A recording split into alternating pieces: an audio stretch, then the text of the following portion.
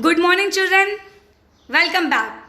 So this is Suman Bhatia, your SS teacher, and today we are going to continue with chapter number 3, how the state government works. So we are going to see the part 2 of this chapter. Already we have done the part 1, and there in part 1 we studied who are MLAs and how they are selected. So we saw the MLAs are the people who are selected from their regular constituencies, and these MLAs, they get elected and they become the representative of the people for that area. So now, what is constituency and how does the MLA work? That we are going to see now with the help of the example of Himachal Pradesh. So here on the screen you can see the map of Himachal Pradesh. Here in Himachal Pradesh there are 68 constituencies. Now constituency is a small place. The state is divided into small regions, in small sections for the purpose of administration and elections. So these are the small constituencies where people stand for election. So the MLAs, so we see that the MLAs, they stand from their constituencies, and when they get elected in the elections, they become MLAs. So for example, Himachal Pradesh is divided into 68 assembly constituencies. Now, from each constituency, people belonging to form various political parties stand in the election. And now from these people who are contesting in the election, one person is selected from that constituency. The people elect one representative who will become the MLA for that region, that is a member of Legislative Assembly. In this way, all the constituencies will select their own MLAs. Now, all the elected MLAs for all the 68 constituencies there, they belong to different political parties. All the 68 candidates will not belong to one single party. There is Indian National Congress, BJP, then there is Bhajpa, there is Trinamool Congress, and so many political regional parties. So all the elected MLAs belong to different parties. Now, the political parties whose MLA has won the maximum number of MLA belong to which political party, they will see. And the political party which has the maximum elected MLAs will become the majority party. So here you can see the political party whose MLA have won more than half the number of the constituencies in the state. For example, if we take the Himachal Pradesh, here we have 68 constituency. Though half of 68 is 34. The half of 68 is 34. So for any party to become the majority party, they have to win more than 34 constituencies. That means 34 people should belong to that party to become that party as the majority party, or to make that party as a majority party for that state. So the political party that has the majority is called as the ruling party. The political party whose MLAs will be maximum in number will become the ruling party, and they will form the government for that state. The other parties who are not included in the ruling party will form the opposition party. Now this opposition party has a very important role. They have to see after the working of the ruling ministers, ruling party, what work they are doing. Are they cheating the people? Are they doing their work properly? Are they completing their promises completely to the people? Are they favoring someone? So all these things, who looks after? The opposition party. The opposition party keeps an eye on the work of the ruling party. So let us see the result of 2003 of Himachal Pradesh. So here, in the election of 2003, Himachal Pradesh having 68 seats. Out of that, 43 seats were won by the Indian National Congress. 16 seats were won by the Bharatiya Janata Party, as BJP. And 3 seats were won by small other political parties. and 6 seats were won by independent candidates. Now what does this word independent candidate means? The people who stand in the election and they don't belong or they are not accepted any other political party, or they have not joined any other political party, they can stand in the election as independent candidate, and after they become MLA, they can join any of the party they wish. So these people are called as independent candidates. So this is the result of 2003. So which party will form the majority? Obviously the Indian National Congress, because Indian National Congress has won 43 seats, more than half of the seats of the constituency. So since the number of total MLA seats in the Legislative Assembly is 68 in Himachal Pradesh, a political party should have at least 34 MLA to gain majority to become the ruling party. So here in this example, the Indian National Congress with 43 MLAs form the ruling party. The BJP, who is on the second position, has 16 MLAs and it has the largest number of MLA after the Indian National Congress.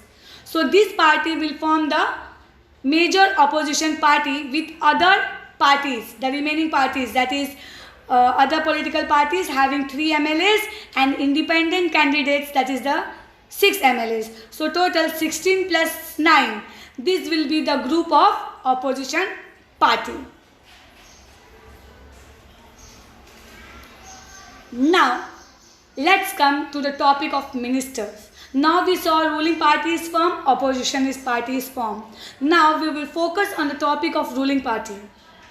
What does ruling party further undergoes?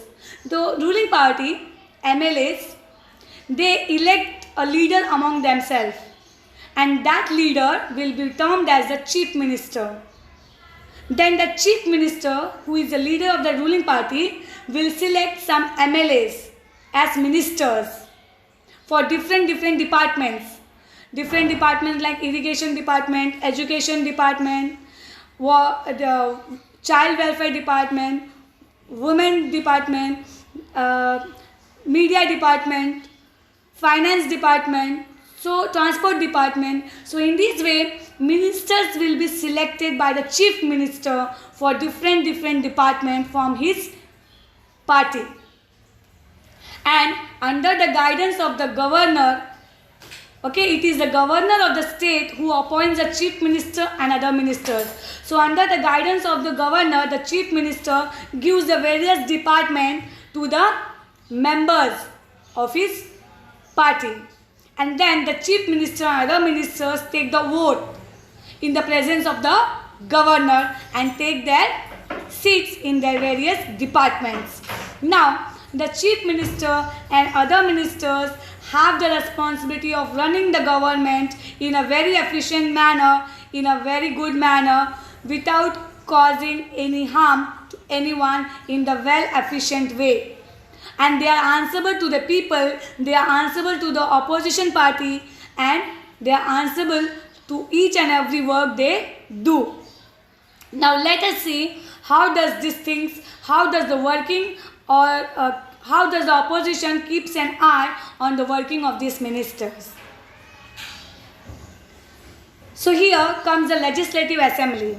So Legislative Assembly is a place where all the MLAs, may it be MLA of opposition party or may the MLA be from a ruling party, all the MLAs gathered there together in the Legislative Assembly for a meeting, for a discussion, for passing of any law or to have any important discussion or to make any rule or law that to be made effective in the state. So before discussion, no laws can be made in the state.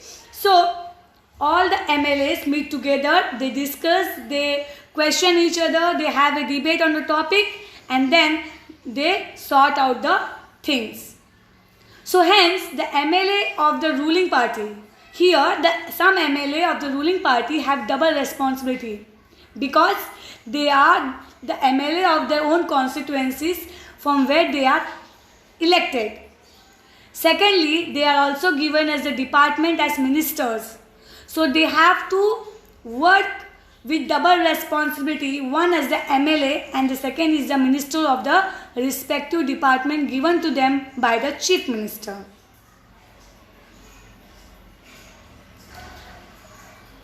Now, how does the debate take in the legislative assembly? So, in the legislative assembly, the opposition plays a very important role. They express their opinion, ask questions to the ruling party about the issue, why there is water shortage in this area, why transport facilities are not proper, why school is not running properly, why there is not sufficient bus stops there. People have to face so much of problem. Why the working of this department is not going on properly. What this much fund was given to this department. Why this department has not done the work properly. So many such questions are asked by the opposition party to the ruling party members. Now, not only asking question, not only doing contradiction of the work of the government, but sometimes these ministers, they give suggestion to each other about what should be done by the government to make the working very efficient one. The ministers have to give response to the questions asked in the legislative assembly. So in this way, these MLAs are responsible to the people and to the ministers, the opposition ministers also. So in this way, the working of the government is done by a debate in the legislative assembly. So all the MLAs, maybe the MLA of the ruling party or the MLA of the opposition party, they are all together responsible for the working of the government. So if the government of the state function very properly, then all the MLAs have to join hand in hand and work together for the welfare of the people. The government refers to government department and various ministers who head them. Government means all the ministers who have been given different departments, and the overall head of all this department is the chief minister. He is called the executive part of the government. So the chief minister and below him the few ministers, 10, 12, 15 ministers, what he will have, they are called the executive part of the government. So the government is divided into three parts. The government is divided into three parts. The first is the legislative, the second is the executive, that is the chief minister and his group of ministers, and the third is the judiciary, that is the court, that is the high court and the district courts and all the courts where all the laws and decisions are taken. So if these chief ministers, if the MLAs are not working properly, then the judiciary, the justice is given to the people through the judiciary system. Now, the government has three branches. I already told you, the executive, the legislative and the judiciary.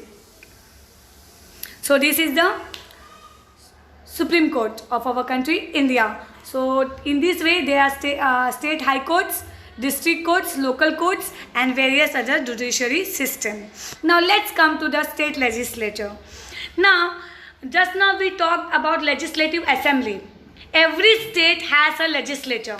That is 100% confirmed. But some states can have two houses. They have two houses. That is called bicameral legislature. So some states have only one house. That is called unicameral legislature. That is legislative assembly that we were studying just now. But some states are very big or they have a very large population. So depending upon the area and the population, the state may have two houses. One is the lower house, another is the upper house. The legislative assembly is the lower house. And maximum state in India is having only one house, that is legislative assembly, that is the lower house. Only few states, there are 6 states in our country, India, that they are having bicameral legislature. So before I proceed, let me tell you the name of the states who are having the bicameral legislature. So see here, There are 6 states having bicameral legislature, and they are Andhra Pradesh, Telangana, Maharashtra, Bihar, Karnataka and Uttar Pradesh. So these are the 6 states of our country having 2 houses. Now which are the 2 houses? One is Legislative Assembly and the second is Legislative Council. The Legislative Council is also called as the upper house. The Legislative Council is also called as the upper house. So in this way, the state government can again be divided into 2 parts. Legislative Council, that is the upper house, it is also called as Vidhan Parishad in the local terms. It is called as Vidhan Parishad or Legislative Council. And the second part, that more than 80% of the states in our country are having this Legislative Assembly. They are called as Vidhan Sabha.